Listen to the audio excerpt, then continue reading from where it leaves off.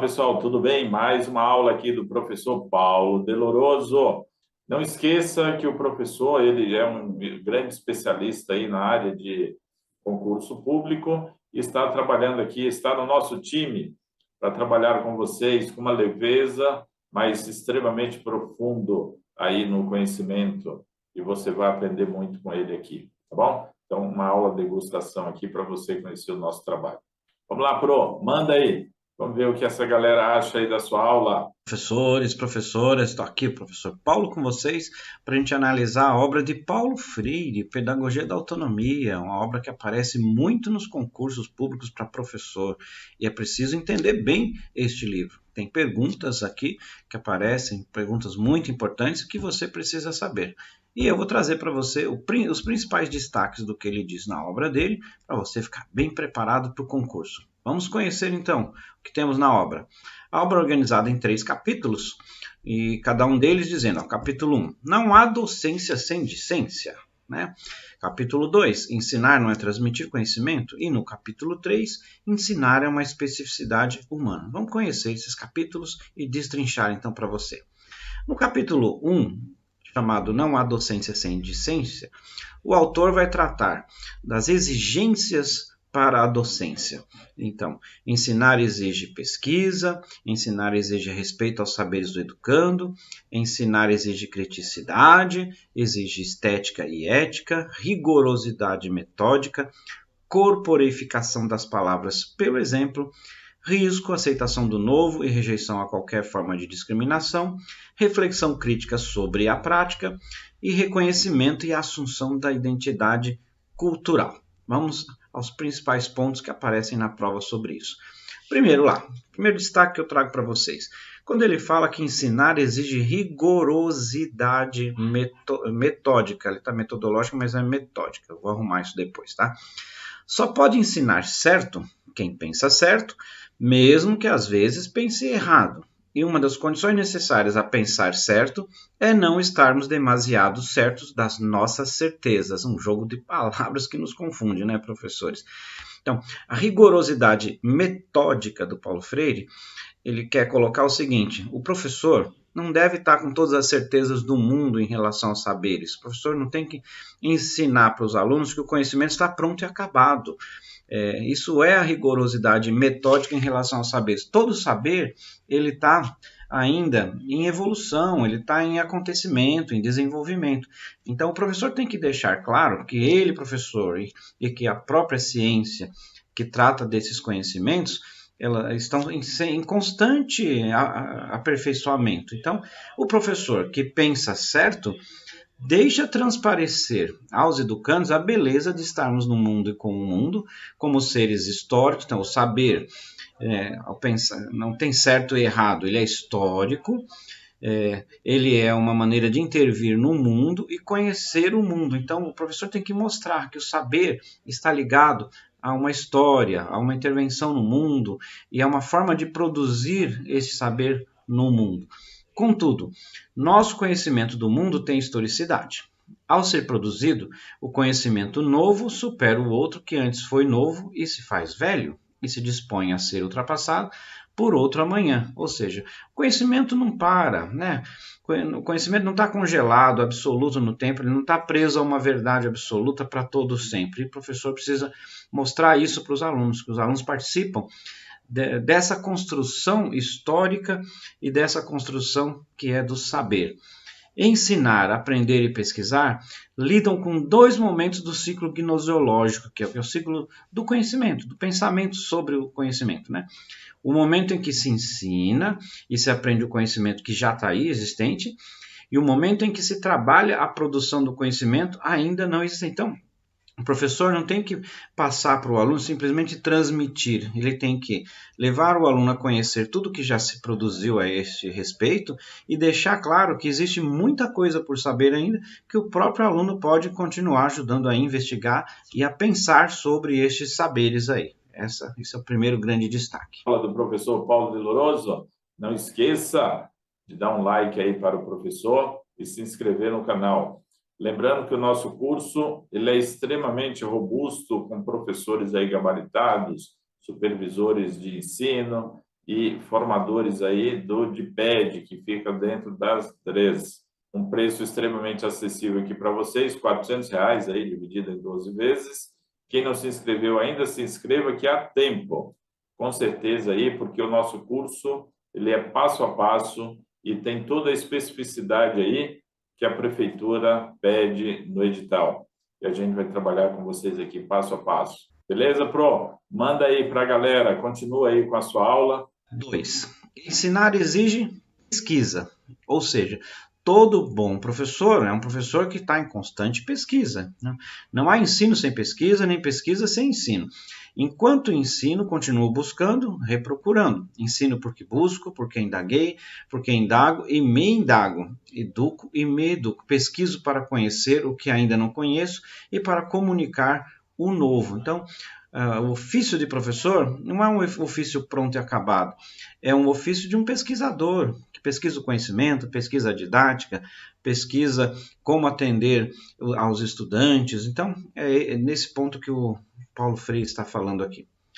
Ensinar exige respeito aos saberes do educando. Por falar nisso, ele faz um destaque aqui. E a escola deve respeitar os saberes socialmente construídos pelos alunos na prática comunitária. E como se faz para ter esse respeito a que Paulo Freire está dizendo? Tem aí, ó, separado para vocês alguns pontos, olha lá, 1, 2, 3, 4 pontos fundamentais que podem aparecer em prova. Então, esse respeito é demonstrado quando se discute com eles a razão de ser de alguns saberes em relação ao ensino dos conteúdos, quando se discute com os estudantes os problemas por eles vividos, quando se estabelece uma intimidade entre os saberes curriculares fundamentais aos alunos e a experiência social que eles têm como indivíduos.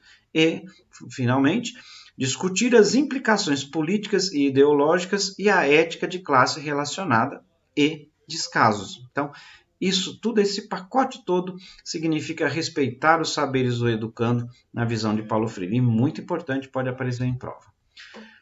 Item 4. Ensinar exige criticidade.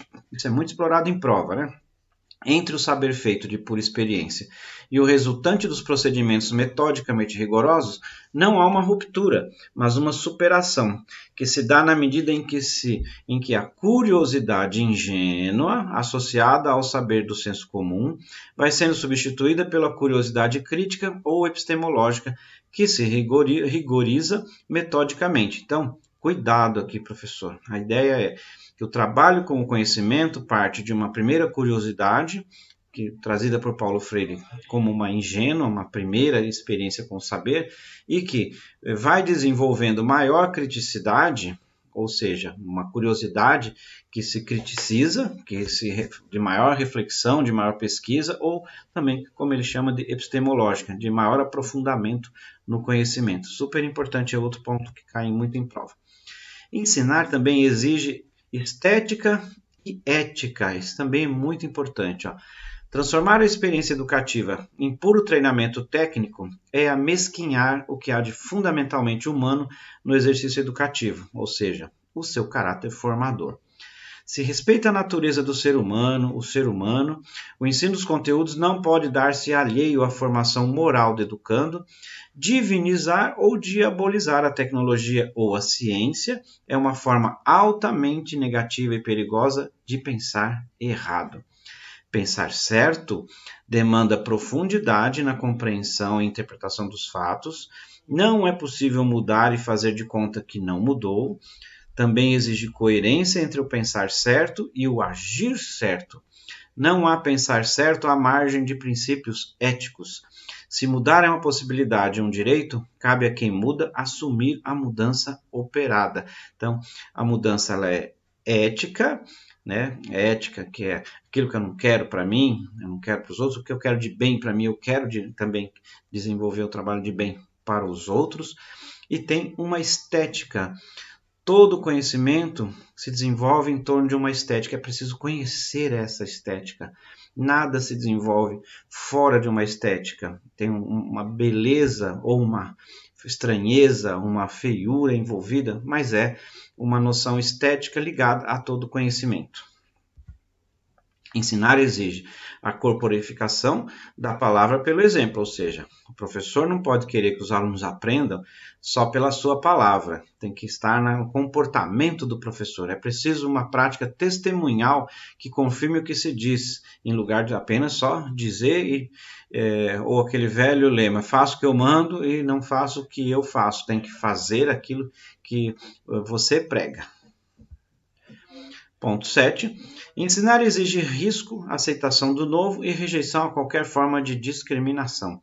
O novo não pode ser negado ou acolhido só porque é novo, nem o velho recusado apenas por ser velho. O velho que preserva sua validade continua novo. A prática preconceituosa de raça, classe, gênero ofende a substantividade do ser humano e nega radicalmente a democracia. Então, é preciso ensinar, junto com qualquer conhecimento, é preciso ensinar a recusa do preconceito a qualquer forma.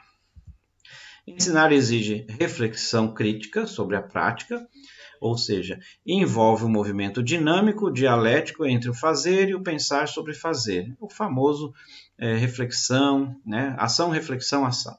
É fundamental que o aprendiz da prática docente saiba que deve superar o pensar ingênuo, assumindo o pensar certo produzido por ele próprio, juntamente com o professor formador. Por outro lado, ele deve reconhecer o valor das emoções, da sensibilidade, da afetividade e da intuição.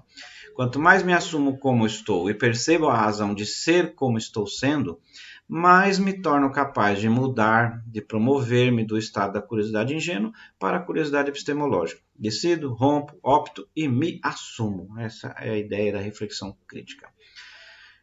9º ponto, ensinar exige reconhecimento e assunção da identidade cultural. A questão da identidade cultural não pode ser desprezada. Ela está relacionada com a assunção do indivíduo por ele mesmo e se dá através do conflito entre forças que obstaculizam essa busca de si e as que favorecem essa assunção. Isso é incompatível com o treinamento pragmático, com os que se julgam donos da verdade e que se preocupam quase exclusivamente com os conteúdos. Um simples gesto do professor pode impulsionar o educando em sua formação e autoformação. A experiência informal de formação ou deformação que se vive na escola não pode ser negligenciada e exige reflexão. Experiências vividas nas ruas, praças, trabalhos, salas de aula, pátios, recreios são cheias de significação. Ou seja, o professor, antes de mais nada, ele tem uma identidade cultural, uma identidade social construída e ele precisa deixar claro qual é a sua identidade e precisa também valorizar e respeitar a identidade cultural dos estudantes. Professores, vamos fazer uma pequena pausa, tomar uma água aqui e a gente volta que ainda tem outros assuntos de Paulo Freire, né? Com outros capítulos que nós temos da obra. Até já!